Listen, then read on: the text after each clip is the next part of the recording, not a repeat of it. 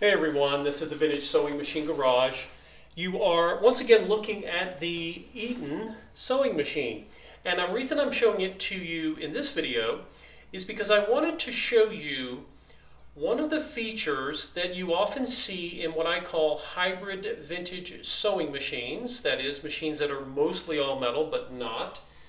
And also you might see this feature in a truly heirloom quality machine that is all metal. The feature begins to appear in sewing machines somewhere around the mid to late 1960s, depending on the manufacturer, and then you see it into the 1970s and beyond.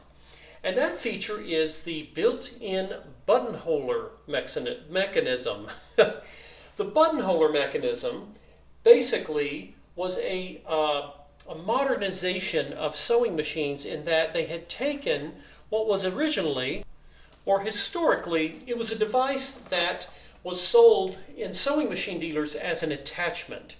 Now, this particular one came off of the Kenmore 1581941 free arm machine that you all have seen me struggling with. It's it's the hard luck case machine that you've been following me on the rescue series.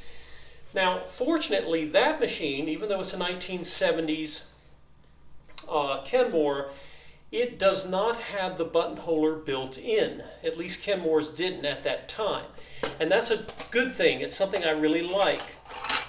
Because going many, many generations back, even to the early, really early turn of the 20th century machines, you eventually saw manufacturers introduce attachments. Now, this is a 1970s version of one, but you may have seen me showing off a vintage Singer buttonholer, or buttonhole attachment, buttonhole making attachment, which is one of my favorites, really. And of course, what you would do is you would take off the sewing foot, you would put the attachment onto the needle bar, and then you would set up the buttonholer, you would follow the directions, and you would make your buttonholes. When you were finished, you would remove the attachment, put your original sewing foot back on, and you would start sewing again. And this is kind of the way it went. If you wanted to make buttonholes with a machine and not by hand, for generations, that's how they were done. Now, you can imagine this is a early 1970s sewing machine, this particular model you're looking at. Now, as I mentioned to you, and it's really illustrated in a lot of my videos, heirloom quality vintage machines, if they're cared for and maintained, they last for generations, thus the name heirloom that I like to use. However, if you were a sewing machine manufacturer, you could not count on population growth alone to find new markets for machines. And so companies would often look for innovations, things that they could do for machines that would, quote unquote, improve them, make them easier, more convenient. And that's not unusual. That's been going on since the beginning of industrial products, really, Industrial Revolution.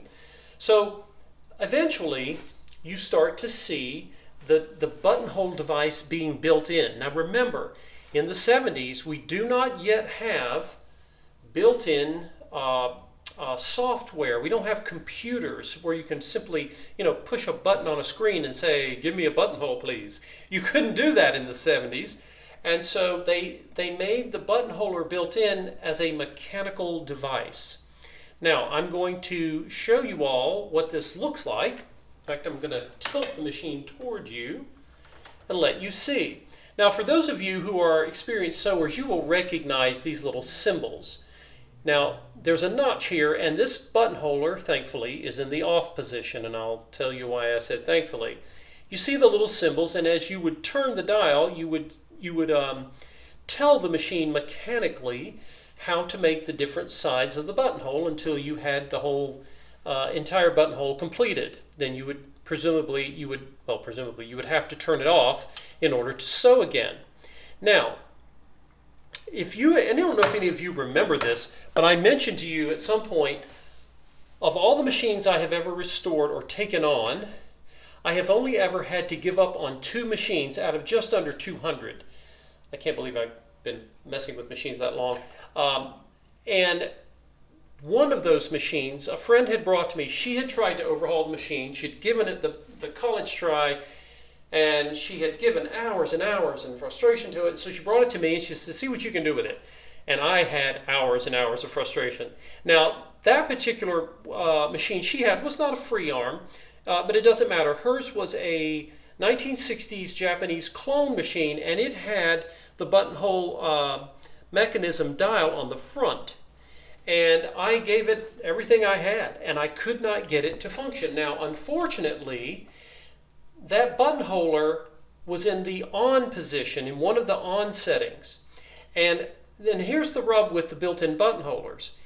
If you get a sewing machine or you have an opportunity to get one to restore, it's okay if you get it with one of these devices. I'm not suggesting to you that you shouldn't want to use or restore one of these, but be sure, pay attention to where it is. If it's in the off setting, make sure that you go through the machine, you get it to sew a straight stitch if it isn't already, and you get it to sew zigzag and any other decorative stitches it can sew before attempting to overhaul or tune this device.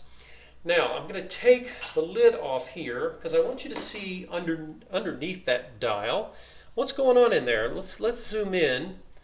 Now, every manufacturer had a different way of engineering these, so we can't speak to all of them this way. But you know the old saying, folks, once bitten, twice shy. I am very cautious around these devices.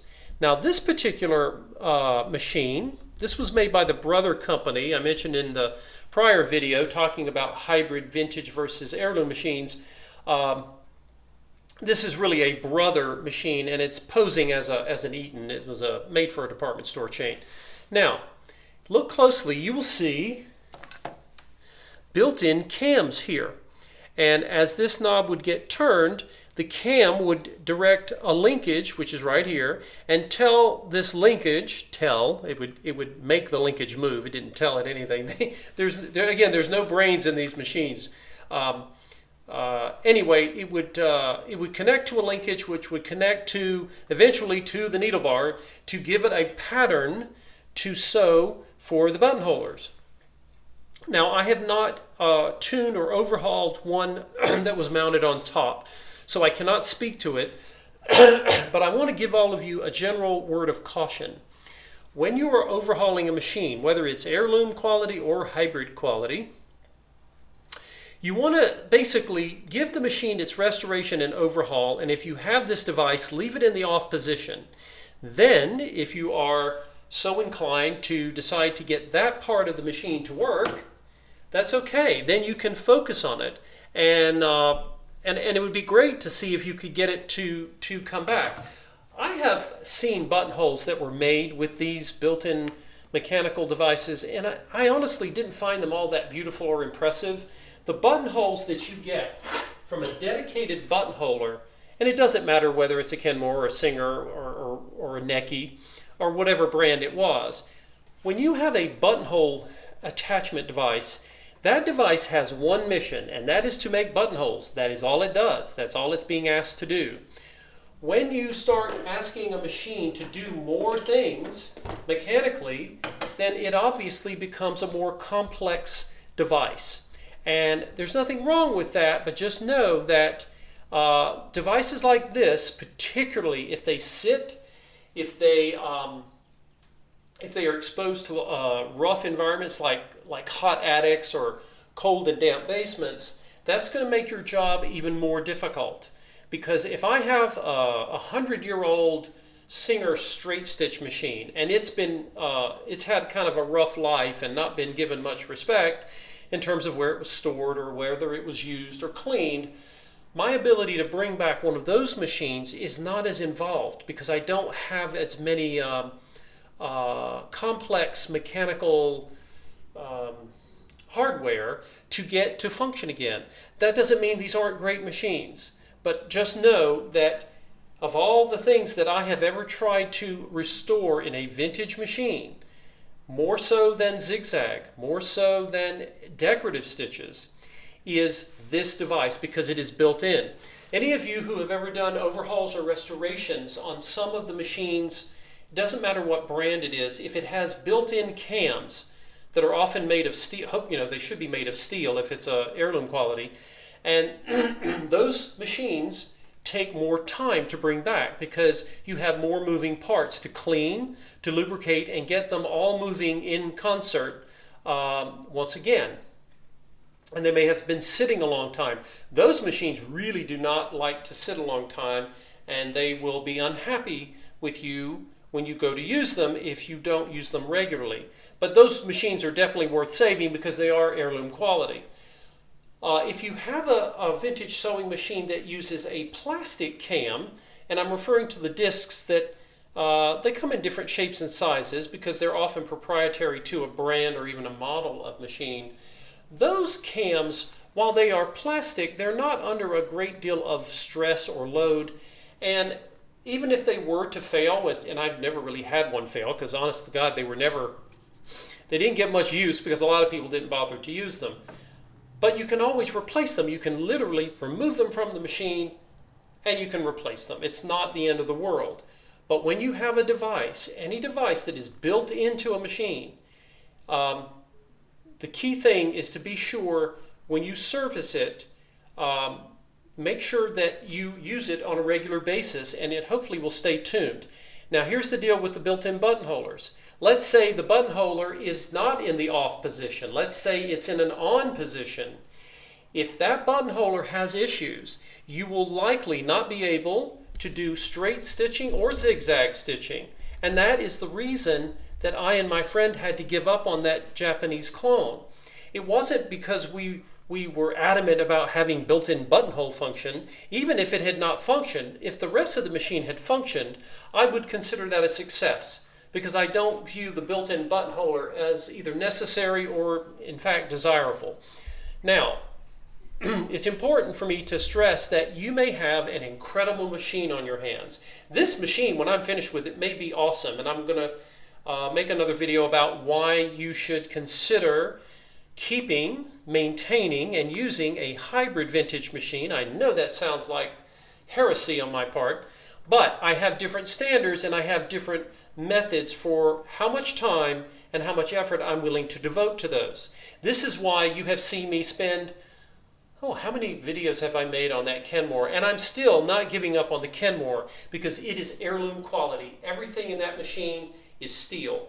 As I pointed out in the prior video, there are a few hidden, sneaky plastic gears in here, sadly, but we'll talk in a future video about why this might be worth holding on to.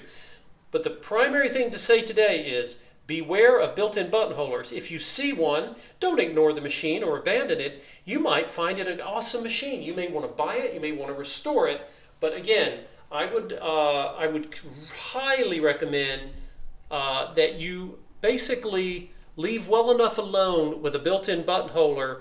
If the machine, you'll get a sense when you start moving things like the hand wheel and these knobs, the zigzag. If the machine has sat for a long time and it's very stiff, there's a good chance that this device will be stiff. If it's in the off position, count your blessings, leave it be, and then as I go through this machine, I may end up actually facing down my fears and taking on one of these devices again.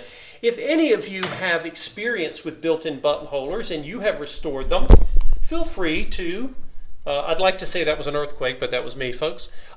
Feel free to share your experience. Maybe you have found that these devices are not that difficult to overhaul. Maybe you think they're awesome. Maybe you think they make great buttonholes.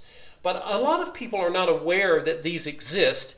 And if you get yourself a wonderful vintage machine, absolutely no reason to ignore it because it has this feature. But when you're overhauling the machine, get everything else working, and then you might want to ponder a bit what you want to do. Do you really want built-in buttonholes in your vintage machine? And if you do, you may have great success in restoring this device or not. Again, every manufacturer was different. They engineered them differently, and the one that I tried to take on in the past ended up being one of the machines I could not save, and I have never forgotten it. So once bitten, twice shy, but I am very open-minded to any of your experiences with these, and I so appreciate you watching. Again, if you see a machine out there, save it, rescue it. Don't let anyone throw it away, whether it's a hybrid or an heirloom quality vintage machine, because they are amazing, and no one on this planet makes machines like this anymore, guys. I so appreciate you watching me talk on and on about these incredible time capsules from our past. It's so nice to think that our ancestors had really good taste in home consumer grade products, and maybe one day we'll be able to manufacture consumer grade items to this quality again. I always have hope. But anyway, thanks for watching, and see you next time.